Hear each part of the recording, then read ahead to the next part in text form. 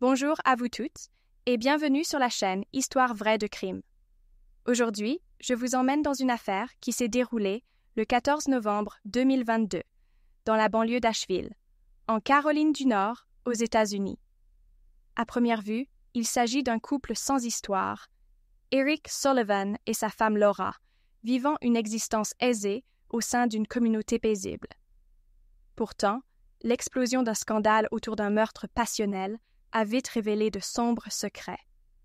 Avant de plonger dans les détails de ce dossier qui a fait la une de la presse locale, je vous invite à cliquer sur « J'aime » et à vous abonner à ma chaîne, car j'aimerais vous emmener plus souvent au cœur de ces affaires vraies qui secouent des communautés tout entières. L'histoire commence par la description d'une vie en apparence normale. Eric Sullivan, 47 ans, est un entrepreneur en bâtiment respecté pour ses réalisations commerciales dans la région. Grand, athlétique, aux cheveux bruns foncés et aux yeux bleus perçants, il semble incarner la réussite américaine. Ses clients, ses employés et même les habitants du quartier qui le côtoient brièvement affirment tous qu'il est un travailleur acharné et un homme qui offre volontiers des opportunités d'emploi à de jeunes apprentis. Au fil des années, sa réputation locale s'est consolidée autour de projets de construction réussis et d'une capacité à tenir les délais comme personne. Pourtant, certains proches collaborateurs confessent qu'ils ont perçu, depuis quelques mois, un changement subtil dans son comportement. Il paraissait parfois stressé, avait le regard fuyant et s'enfermait plus souvent dans son bureau pour passer des coups de fil énigmatiques, comme s'il évitait que d'autres entendent ses conversations. En parallèle, Laura Sullivan, âgée de 43 ans, enseignait la littérature dans un lycée de la ville. Fine, blonde, avec un style vestimentaire chic et discret, elle était réputée pour son humour éclatant, son talent de pédagogue et son investissement dans la communauté locale. Les élèves la décrivaient comme une professeure charismatique, toujours soucieuse d'aider les plus timides à s'affirmer, et particulièrement douée pour faire apprécier la poésie à des adolescents qui s'y montraient réfractaires. Ses collègues, qui l'estimaient beaucoup, la trouvaient parfois excessivement perfectionniste, mais en même temps admirable était sa bienveillance et sa présence dans diverses actions caritatives. Dans la petite ville d'Asheville, Laura était de ces personnes que tout le monde connaît et respecte, toujours prête à discuter, à apporter un plat pour une vente de charité ou à soutenir toute initiative collective. Personne n'aurait pu imaginer la profondeur de ce qu'elle cachait. Le 15 novembre, au matin, tout a basculé. Des voisins ont contacté la police après avoir entendu, vers 7 heures, des hurlements entrecoupés d'au moins 3 détonations. Les patrouilles se sont immédiatement rendues au domicile des Sullivan, une demeure cossue entourée d'un jardin bien entretenu. Une fois sur place, les agents de police ont découvert la scène de crime dans la cuisine, pièce centrale de la maison. Le corps inanimé de Laura Sullivan gisait sur le sol, touché par 3 balles. L'odeur de poudre et l'atmosphère suffocante à l'intérieur de cette spacieuse cuisine contrastaient brutalement avec l'ordre immaculé qui y régnait d'ordinaire. Saisi par l'horreur, un officier a rapidement repéré Eric Sullivan, assis dans un coin, le regard hagard, la main tremblante encore crispée sur l'arme du crime. Sur les premiers instants, les policiers se sont attendus à la protestation habituelle de la part du mari suspecté. Pourtant, ce qu'ils ont entendu les a laissés perplexes. Eric, d'une voix brisée, répétait qu'il n'avait pas eu le choix, qu'elle l'avait poussé au geste fatidique. L'homme semblait plus qu'en détresse. Il avait le visage baigné de larmes, les mains maculées de sang et aucune réaction violente envers la police. Il s'est laissé menotter et emmener sous le choc. Au poste, lors des premiers interrogatoires, il a réitéré son aveu, assurant qu'il avait appuyé sur la détente parce que Laura le menaçait et lui avait imposé des ultimatums. Les enquêteurs, stupéfaits par cette confession immédiate, n'ont pas compris où situer la vérité, ni comment un conflit de couple, si c'en était un, avait pu dégénérer à ce point. C'est alors qu'est intervenue l'équipe d'investigation, constituée d'un détective principal et de plusieurs agents techniques. Le détective principal, un enquêteur chevronné ayant passé plus de 20 ans dans le service de police local, était reconnu pour son sens méthodique et sa volonté de creuser les affaires dans leurs moindres détails. Il avait à cœur de vérifier tout indice, toute trace forensique, avant de laisser filtrer la moindre conclusion. Il fut assisté par un second enquêteur, plus jeune, mais très prometteur, réputé pour son sens de l'observation et ses méthodes d'interrogatoire empathiques. Ensemble, ils ont commencé à rassembler méthodiquement les preuves sur la scène de crime. Les experts en balistique ont relevé la position exacte des douilles, la trajectoire des balles, et ont rapidement confirmé que l'arme utilisée appartenait légalement à Eric Sullivan. L'ADN et les résidus de poudre sur les mains du suspect confirmaient son récit d'avoir tiré les coups de feu. Pourtant, comme dans nombre d'affaires criminelles, il ne suffisait pas de prouver qui avait appuyé sur la gâchette. Il fallait comprendre le mobile, les circonstances et la séquence exacte des événements. Le détective principal a entamé des interrogatoires auprès des voisins et d'autres membres de la communauté ayant été au contact du couple Sullivan. Beaucoup témoignaient d'un couple apparemment parfait, uni et sans histoire, même si certains reconnaissaient que Laura passait davantage de temps hors de la maison ces derniers temps, s'impliquant dans des activités qui restaient floues. D'autres voisins insistaient sur le fait qu'ils n'avaient jamais entendu la moindre dispute grave, seulement parfois des éclats de voix typiques d'un ménage, rien qui ne puisse laisser prévoir une telle tragédie. En fouillant la maison, l'équipe d'enquête a trouvé l'ordinateur personnel de la victime, ses journaux intimes et des documents financiers appartenant aux Sullivan. Au début, rien n'indiquait clairement un motif, si ce n'est des traces de transactions bancaires inhabituelles, difficiles à interpréter en l'état. Ils mirent également la main sur un téléphone portable dissimulé dans un tiroir fermé à clé, appartenant vraisemblablement à Laura. Le détective principal s'étonna de cette discrétion. Pourquoi cacher son téléphone dans une pièce éloignée de la chambre ou du salon?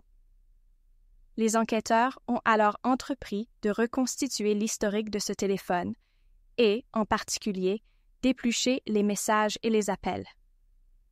Les premières pistes laissaient entrevoir l'existence de plusieurs comptes bancaires divergents sous le nom de Laura et une série de numéros de téléphone inconnus sur lesquels elle semblait passer d'importantes communications. Pendant ce temps, Eric Sullivan, en garde à vue, était soumis à des interrogatoires répétés. Les enquêteurs avaient besoin de clarifier les motifs derrière son geste, ses mots d'ouverture. « Elle ne m'a pas laissé le choix », demeurant très énigmatique. Au fil des heures, sous la pression de la culpabilité, il a raconté une histoire qui a profondément déconcerté la police. Selon sa version, Laura l'aurait menacé depuis des mois. Elle aurait découvert des malversations financières dans lesquelles il était impliqué et, au lieu de le dénoncer immédiatement, lui aurait imposé toutes sortes d'exigences. Il prétendait qu'elle réclamait notamment une pleine propriété de certaines parts de leurs biens communs. Il ignorait pourquoi elle s'acharnait soudainement contre lui, d'autant plus qu'elle n'avait jamais semblé intéressée par l'argent au cours des premières années de leur union. Pourtant, depuis peu, sa femme lui avait clairement signifié qu'elle l'empêcherait de nuire, ou même de continuer ses affaires, si leurs arrangements ne lui convenaient pas. Les enquêteurs, loin de se laisser amadouer par ce discours, ont commencé à recouper les déclarations d'Eric avec les éléments saisis à la maison. Rapidement, ils ont réalisé que certaines pièces comptables et relevés bancaires tendaient à montrer qu'Eric Sullivan s'était effectivement livré à des montages financiers suspects dans son activité de construction. L'idée qu'il ait été l'objet d'un chantage n'était donc pas à exclure.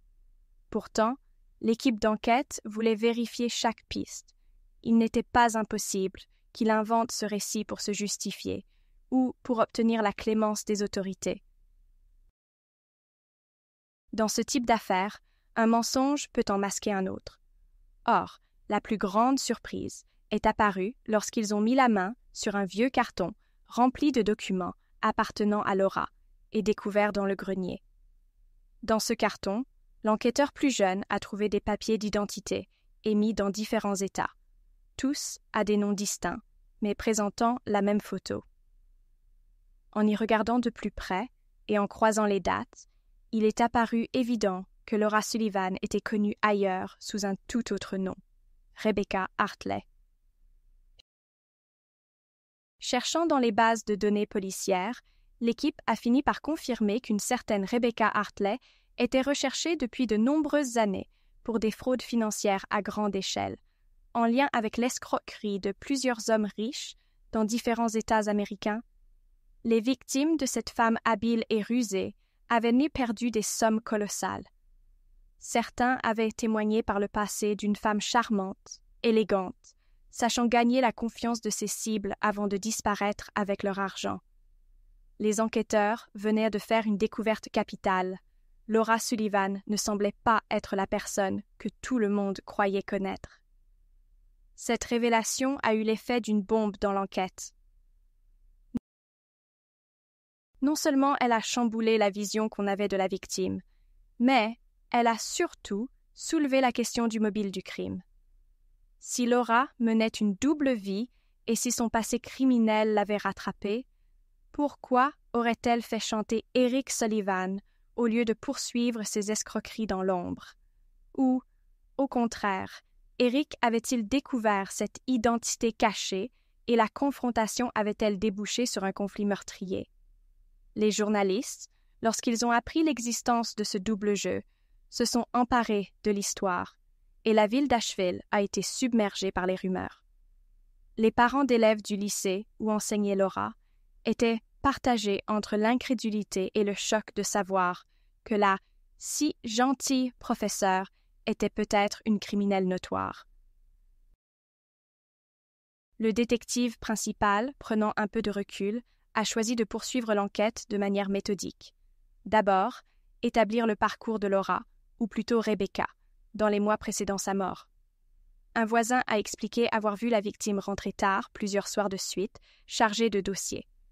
Un autre a remarqué qu'elle faisait d'importants retraits, en liquide, auprès d'une banque située dans une commune voisine, ce qui avait semblé suspect. Mais il n'avait pas cru nécessaire de signaler quoi que ce soit. Plusieurs collègues du lycée ont confirmé que Laura semblait nerveuse ces derniers temps, regardant fréquemment son téléphone pendant la pause, envoyant des messages et recevant des appels en dehors de la salle des professeurs, comme si elle redoutait qu'on l'entende.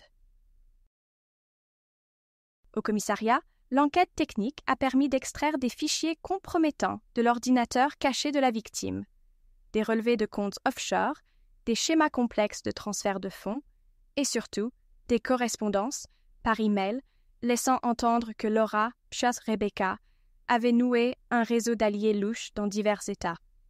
Ces échanges renvoyaient à des transactions importantes qui, si elles étaient retracées, auraient pu l'exposer à de graves poursuites pénales.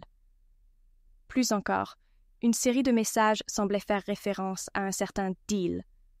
La victime écrivait à un interlocuteur inconnu qu'elle contrôlait la situation avec Eric, qu'il n'oserait pas la trahir tant qu'elle détiendrait les preuves de sa fraude.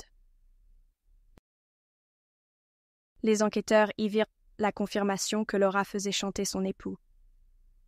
Devant ces éléments, Eric Sullivan s'est retrouvé confronté à des preuves renforçant sa version du chantage, même si cela ne l'innocentait pas du meurtre. À chaque interrogatoire, le détective principal tentait de comprendre la dynamique du couple. Comment un homme pouvait-il vivre auprès d'une épouse qui, au fond, n'était pas celle qu'il croyait? Et comment le secret avait-il pu être conservé si longtemps?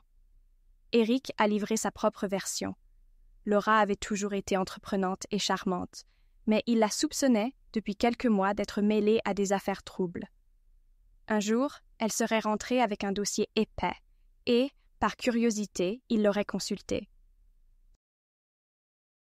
C'est ainsi qu'il aurait découvert qu'elle n'était pas la personne qu'elle prétendait être.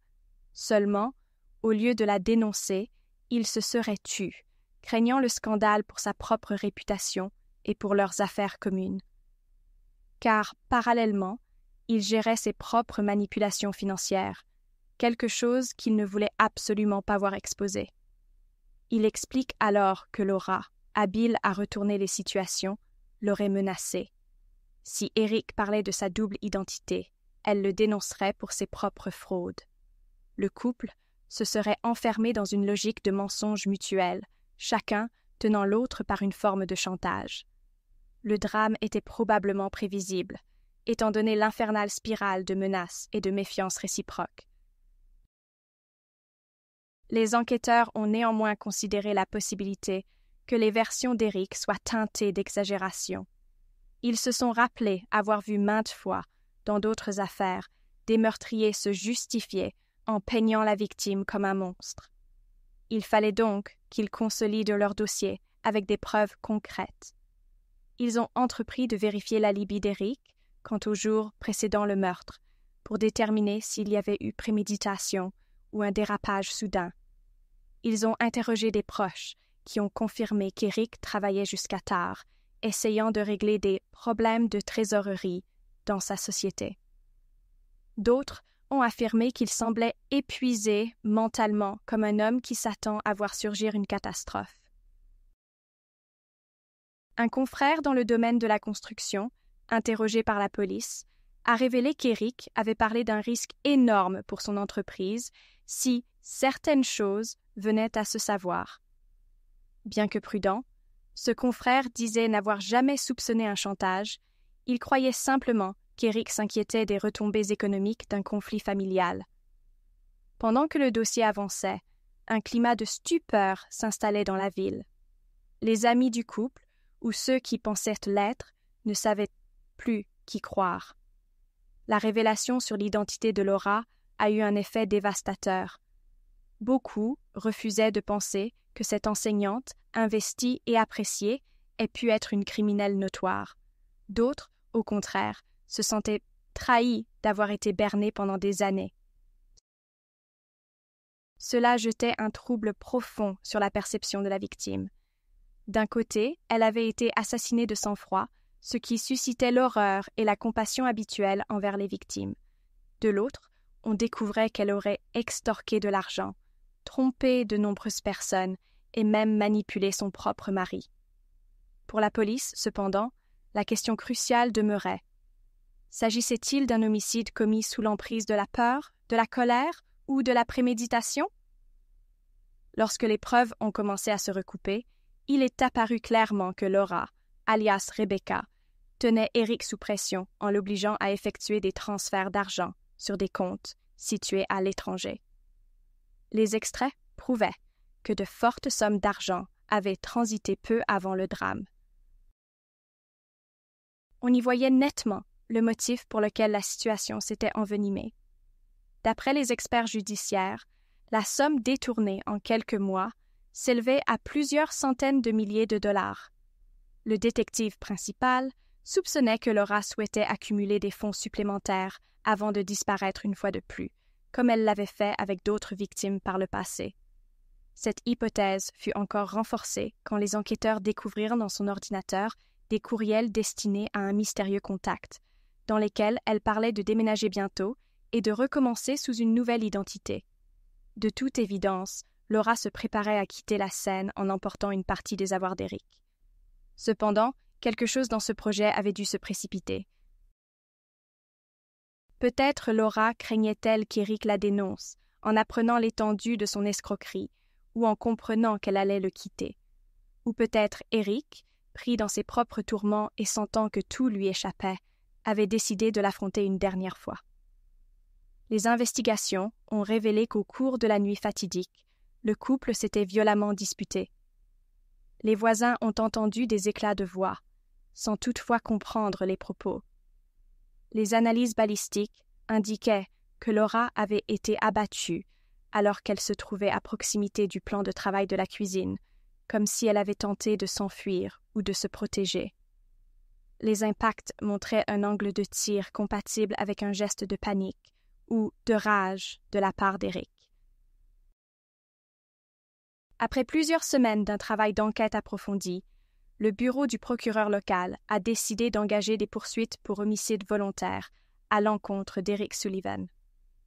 Devant la complexité du dossier, des chefs d'accusation secondaires liés à la fraude financière ont également été formulés.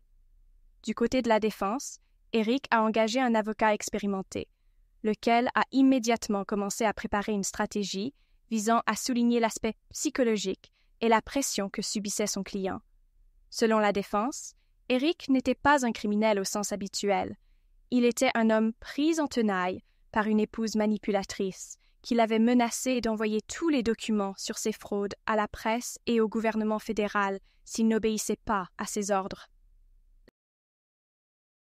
L'avocat a dépeint Laura comme une femme sans scrupules et Eric comme un être vulnérable, broyé par la peur de tout perdre, sa réputation, sa liberté et son patrimoine. Le procès, qui s'est ouvert quelques mois plus tard, a divisé la population. Dans la salle d'audience, la tension était palpable. Le procureur, un juriste déterminé et convaincant, a insisté sur le fait qu'aucune menace, même sérieuse, ne justifie de prendre un revolver et de tirer 3 fois sur une personne, surtout quand cette personne n'était pas armée. Ce que confirmait d'ailleurs le rapport de police. L'arme retrouvée sur la scène était uniquement celle d'Eric. Il a présenté Eric comme un individu qui aurait pu choisir de dénoncer Laura pour chantage, au lieu de faire justice lui-même. De l'autre côté, l'avocat de la défense a appelé à la barre des témoins un collègue d'Eric qui a attesté de l'état de panique dans lequel se trouvait ce dernier. Certains collègues ont décrit comment Eric, d'ordinaire calme, transpirait l'anxiété, passant des coups de fil à des heures indues, s'enfermant dans son bureau. L'avocat a aussi projeté sur grand écran les courriels révélant que Laura, alias Rebecca, prévoyait de quitter la ville et de faire tomber son mari dans le même temps, le livrant aux autorités fédérales pour couvrir elle-même sa fuite. Des témoins du passé de Laura ont fini par se manifester, suite à la médiatisation de l'affaire. Des hommes de plusieurs États se sont rendus au tribunal pour témoigner. L'un d'eux, effondré en voyant la photo de Laura, a affirmé qu'elle l'avait escroqué de plusieurs centaines de milliers de dollars sous un faux prétexte d'investissement. À mesure que ces histoires s'additionnaient, la réputation de la victime dégringolait et l'opinion publique évoluait de la compassion initiale pour la professeure Aimée vers une sidération. La découverte d'un visage double ou triple d'une femme qui avait manipulé tant de gens durant tant d'années. Le procureur, pour ne pas voir le jury se laisser emporter par la sympathie envers Eric, a rappelé que malgré tout, Laura n'avait pas tué, qu'elle demeurait la victime d'un homicide, et que la loi ne pouvait tolérer qu'on exécute sommairement quelqu'un, aussi immoral soit-il.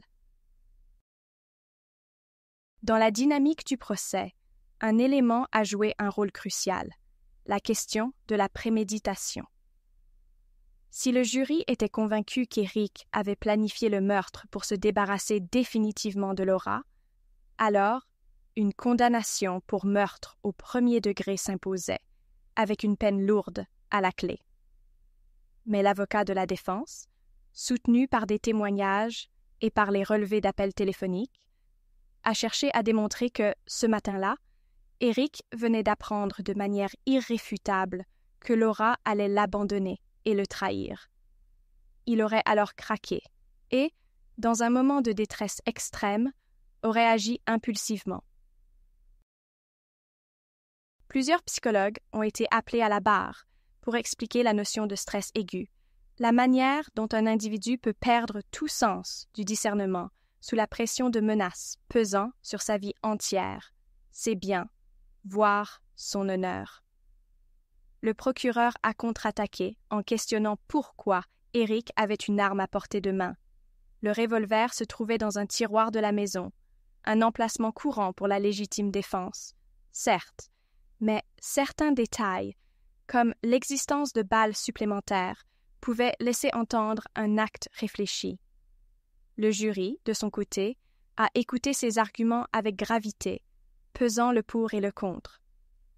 Après plusieurs jours de débats intenses, la défense a produit un ultime témoin, un enquêteur privé qu'elle avait mandaté.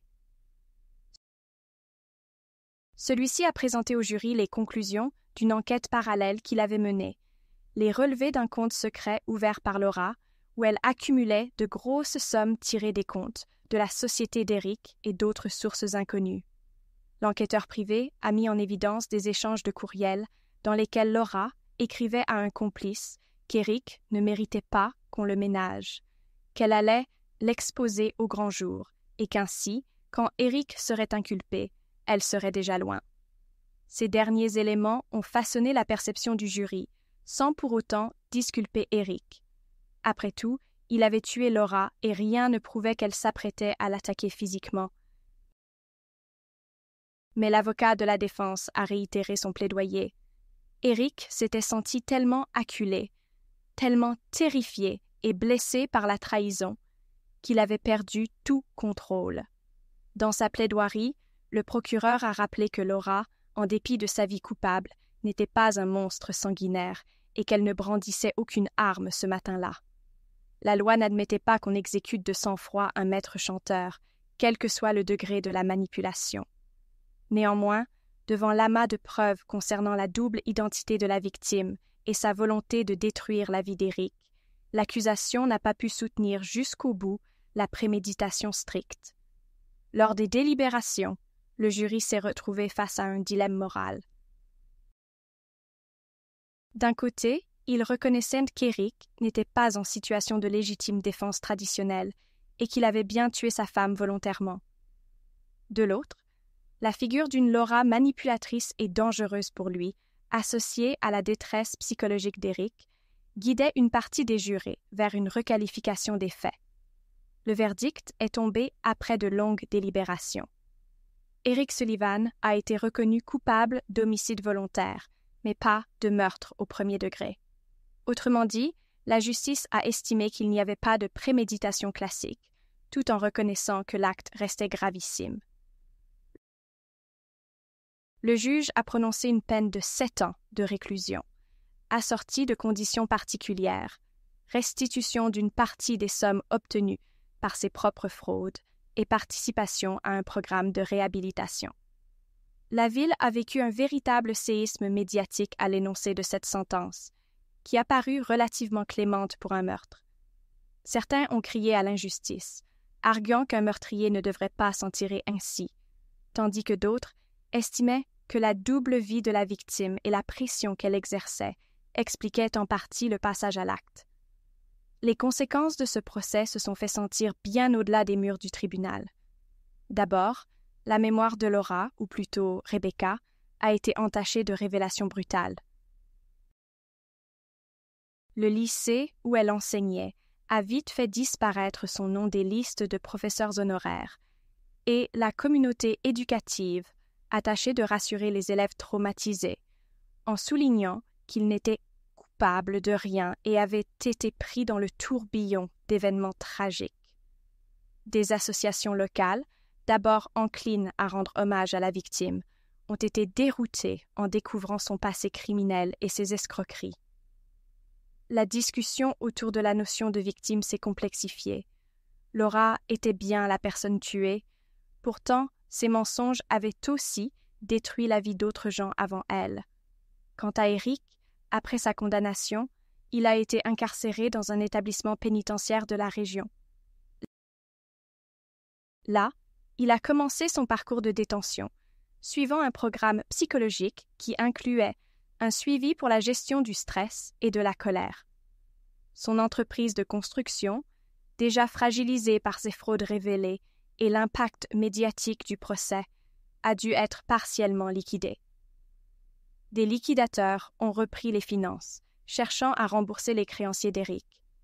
Certains employés l'ont défendu, en disant que c'était un homme fondamentalement bon, tombé sous la coupe d'une manipulatrice, tandis que d'autres l'ont blâmé d'avoir cédé à la tentation de la fraude, là où sa prospérité aurait pu rester saine. Les proches du couple ont également subi un choc émotionnel intense. Ceux qui aimaient Laura n'acceptaient brut pas l'idée qu'elle ait pu être une criminelle multirécidiviste, alors que les amis d'Eric regrettèrent d'avoir fermé les yeux sur les alertes qu'ils percevaient. Plusieurs ont avoué se sentir coupables de ne pas avoir agi ou parlé au moment où ils ont pressenti que quelque chose n'allait pas. Dans la région d'Asheville, pendant des mois, les rumeurs et les débats au sujet de ce procès ne se sont pas tus. On y parlait de la folie dans un couple, de la confiance trahie, des mensonges qui n'en finissent pas de retomber sur tout un entourage. Pour certains, la mort de Laura et l'incarcération d'Eric constituaient l'exemple d'un cycle infernal dans lequel chacun s'était enfermé, pris entre la crainte du scandale et la soif de l'argent. Sur le plan juridique, l'affaire a nourri bien des réflexions. Les services de police ont creusé l'hypothèse que Laura, alias Rebecca, aurait pu avoir des complices dans d'autres États. Des dossiers non résolus, de fraude remontant à plusieurs années, ont été rouverts. Mais la protagoniste principale n'étant plus de ce monde, ces enquêtes complémentaires se sont heurtées à l'absence de témoins essentiels. La seule certitude demeure que Laura, ou Rebecca, avait tissé autour d'elle un réseau d'arnaques particulièrement élaboré, et qu'elle était prête à sacrifier son propre mari pour se sauver. Même si le tribunal a considéré que la peur d'Eric ne justifiait pas l'homicide, personne ne pouvait nier que l'engrenage de menaces, de secrets et de chantage ait joué un rôle déterminant. Aujourd'hui, alors que quelques années se sont écoulées depuis les faits, certains habitants d'Asheville disent avoir enfin retrouvé une certaine tranquillité. Les médias nationaux ont depuis mis la main sur d'autres histoires criminelles, mais ce dossier reste une plaie ouverte dans le souvenir collectif. Régulièrement, on évoque encore la professeure double et l'entrepreneur trahi, comme on parlerait d'une légende urbaine. Le procès a laissé un héritage moral. Pour beaucoup, il s'agit d'un avertissement tragique qui montre à quel point des secrets peuvent gangrener une relation et conduire à l'irréparable. Les organismes de soutien aux victimes d'arnaques ou de chantage ont utilisé ce cas pour souligner la nécessité de libérer la parole, de recourir aux autorités compétentes avant que la violence ne prenne le dessus. Depuis sa cellule, Eric Sullivan, selon des sources anonymes au sein de l'établissement pénitentiaire, aurait changé d'état d'esprit. Il regretterait amèrement ce geste irréversible. La colère qu'il éprouvait jadis envers Laura aurait fait place à une profonde culpabilité. À son entourage réduit, il reconnaîtrait que, s'il avait eu le courage de dénoncer les menaces et les fraudes, rien de tout cela ne serait arrivé. Il confierait avoir été trop fier et trop apeuré à la fois pour imaginer exposer la vérité et affronter la justice pour ses propres torts financiers. Cela ne le disculpe pas, bien entendu, mais éclaire l'engrenage psychologique qui l'a conduit à un tel acte. La justice, de son côté, s'est montrée équilibrée. Elle a tenu compte de la culpabilité d'Eric, mais aussi des circonstances atténuantes liées à la personnalité de Laura. La mort de Laura Sullivan, alias Rebecca Hartley, reste à jamais associée à l'ombre d'un mensonge gigantesque. Aucun des témoins présents au procès n'a pu expliquer comment elle en était arrivée à cette double vie. Avait-elle été entraînée toute jeune dans un réseau criminel? Était-ce le fruit de son ambition dévorante? Avait-elle développé un goût pour la manipulation au point d'en faire un mode de vie? Les spéculations demeurent, et chacun se forge sa propre opinion sur cette femme qui avait gagné la confiance de la communauté avant de tomber dans la lumière crue du scandale. Son parcours illustre la complexité de la nature humaine, où l'on peut apparaître comme une citoyenne exemplaire, tout en manigançant sans scrupule dans l'ombre. Les années passant, la ville d'Asheville a progressé. De nouveaux habitants sont arrivés, ignorant l'affaire, tandis que les anciens la racontent parfois aux curieux, comme on transmet une histoire pour mettre en garde. Certains parents se rappellent leur étonnement lorsqu'ils ont dû expliquer à leurs enfants que leur professeur tant aimé n'était pas ce qu'elle prétendait être. Les médias locaux ont fait quelques reportages sur les conséquences psychologiques de ce drame pour les élèves du lycée. Ce fut un rappel douloureux que la confiance trahie laisse des séquelles. Dans les moments de recueillement, on ne pouvait qu'évoquer le sort funeste de cette enseignante et souligner la fragilité des apparences. La réalité est souvent plus complexe que les sourires de façade. Quant à la société de construction d'Éric, une partie des chantiers ont été rachetés par un groupe concurrent, tandis que certains projets ont été abandonnés. Les clients se sont sentis trompés par un entrepreneur qui se vantait d'une honnêteté exemplaire, alors qu'en coulisses, il s'adonnait à des pratiques financières douteuses. Il est vrai que le chantage de Laura l'y avait poussé en partie, mais la frontière entre victime et coupable reste floue dans l'esprit de beaucoup. Plusieurs salariés ont été licenciés ou ont trouvé du travail ailleurs. Malgré tout, l'héritage d'Éric dans ce domaine demeure. Des immeubles, des maisons construites avec professionnalisme qui témoignent de son savoir-faire. Mais personne ne peut plus regarder ces bâtiments sans penser au scandale qui a fait tomber ce bâtisseur charismatique. L'avocat d'Éric, aujourd'hui, s'exprime rarement sur l'affaire. Il estime avoir fait son travail en faisant valoir le contexte exceptionnel de cette tragédie. Dans certains articles spécialisés en droit pénal, l'affaire Sullivan est étudiée comme un cas d'école où s'entremêlent la question de la pression psychologique, la crainte de la révélation d'activités illégales et la confrontation violente d'un couple dysfonctionnel. Le procureur, pour sa part, y voit la confirmation que la justice n'est jamais simple. Reconnaître la victime comme une criminelle n'implique pas de nier son statut de victime mortelle, et condamner l'accusé n'empêche pas d'admettre les aspects atténuants. C'est dans ces zones grises que le système judiciaire s'exprime le plus difficilement, confronté aux réalités plurielles d'une affaire. Au bout du compte, l'histoire de Laura et d'Éric Sullivan, ou plutôt de Laura alias Rebecca, demeure emblématique de la tragédie humaine qui se noue quand la confiance est brisée par la cupidité et la manipulation. Ces deux individus, unis au départ pour le meilleur, se sont retrouvés piégés dans un engrenage de secrets, de fraude et de chantage. Sans jamais se parler franchement, sans jamais faire appel à l'aide extérieure qui peut éclairer une situation de crise, ils se sont enfoncés dans leur conflit intérieur jusqu'à l'acte fatal. Il en résulte un meurtre, un procès retentissant et une communauté désemparée, où tout le monde a senti que la frontière entre le bien et le mal peut devenir étrangement floue quand on se laisse prendre au piège de la peur et de l'orgueil. Pour ma part, je ressens encore un frisson en pensant à cette histoire. Elle nous rappelle qu'aucun couple n'est à l'abri de secrets inavoués et que même la plus belle façade peut cacher des fondations pourries. Elle incite aussi à la vigilance. À quel moment doit-on tirer la sonnette d'alarme, reconnaître qu'on est menacé ou dépassé et solliciter l'aide des autorités avant de commettre l'irréparable? La tragédie des Sullivan prouve que rien n'est jamais acquis, même chez ceux qui semblent le plus réussis aux yeux du monde. Je vous remercie de tout cœur de m'avoir écouté jusqu'au bout. Cela a été une affaire douloureuse à retracer, car elle nous renvoie au travers les plus sombres de l'être humain, ainsi qu'à la fragilité des apparences. Je me sens toujours un peu chamboulée à chaque fois que je plonge dans ce genre d'histoire.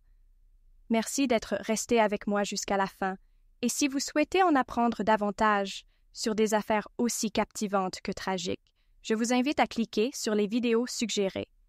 N'hésitez pas à parcourir la chaîne, vous trouverez d'autres histoires vraies de crimes qui ne manqueront pas de vous surprendre. Je vous remercie encore une fois pour votre fidélité, et j'espère vous retrouver très bientôt pour de nouvelles enquêtes passionnantes. Prenez soin de vous et à très vite.